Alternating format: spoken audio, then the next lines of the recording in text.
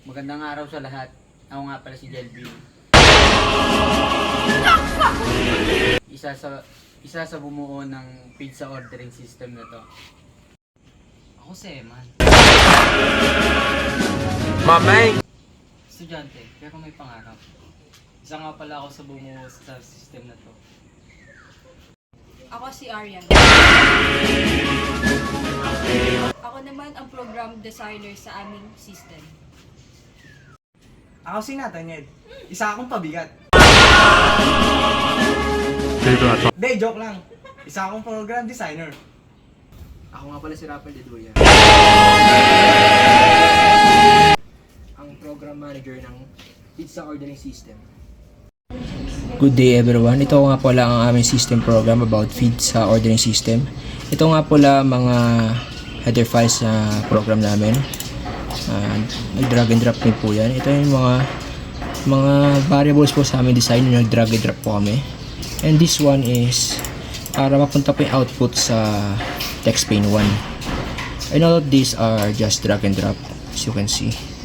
And ito naman po ang button group. Ito lang pinaglalaman ng parang group po ng button namin sa flavor po sa ito po yung para mamimili lang po yung user sa tatlong button or tatlong flavor like Hawaiian, ham and cheese or pepperoni. And after that is just drag and drop again and come across again with button group which is for the sizes which is medium, small, large. And after that, just another pile of drag and drop. And this part, we add this part so that the choices or the radio buttons have a price within them. Like Hawaiian is 90, and ham and cheese is 110, and this pepperoni is 130. It's just the prices so that every choices have a price. And for the add-ons, as you can see, it doesn't have any button group because you can select multiple at the same time. Like you can select which is onions and black olives and green peppers. You can select all of it if you wanted to, and it has a price on it too. And this will output the total price of the selected items. And just drag and drop again.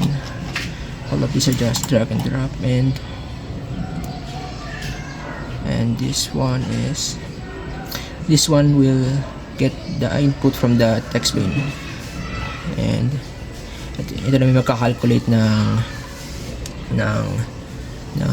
mga prices sa user input. Sasubtract niya yung mga prices na pinili mo sa nilagay mo number sa input or sa payment. And ito na yung maglalabas ng change. Yan.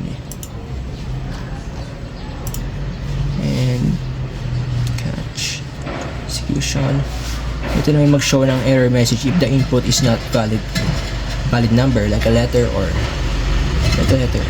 And ito naman yung picture ng background namin, mga inad label, ayan. So, dito po, yung mga color, nag-base kami sa Italian flag which is yung green, white, red.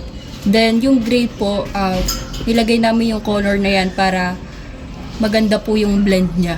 Then, pinalitan lang na po namin yung background ng picture ng pizza. Sa functionality naman po, kung gusto nyo baguhin ng icon image, dito lang po kayo pupunta sa properties, then click kayo, tas punta kayo sa absolute, then browse na lang kayo kung anong gusto nyong pick ang ilagay nyo. Then sa background naman po ng per panel, kiklik nyo lang yung buong panel, then punta kayo dito sa properties ulit, tas background, tas font, kung gusto nyo paguhin ng kulay ng font, dito lang din po sa properties. Tas dito naman po sa pinaka mismong background, maglalagay po kayo ng isang J panel o J level pala. Pagka drag nyo, dadrag nyo lahat, then pagka drag nyo, pumunta po kayo sa icon, tas absolute, then browse, lalabas po dito yung mismong pick na gusto nyo. Mag-download na lang po muna kayo sa Google or any ano, then okay nyo lang maglalagay na siya ng kusa, then yun lang po. So everyone, ito to po yung kinalabasan ng aming system.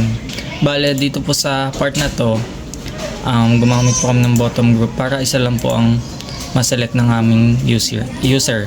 And dito sa multiple checkbox ay gumamit kami ng if statement para multiple din po ang ma-check ng aming user. And ito po para ma-trigger po ang order summary namin. So try po natin. At sa order summary naman po, dyan po lalabas yung mga kinlik mong button kung ano po yung napili nyo.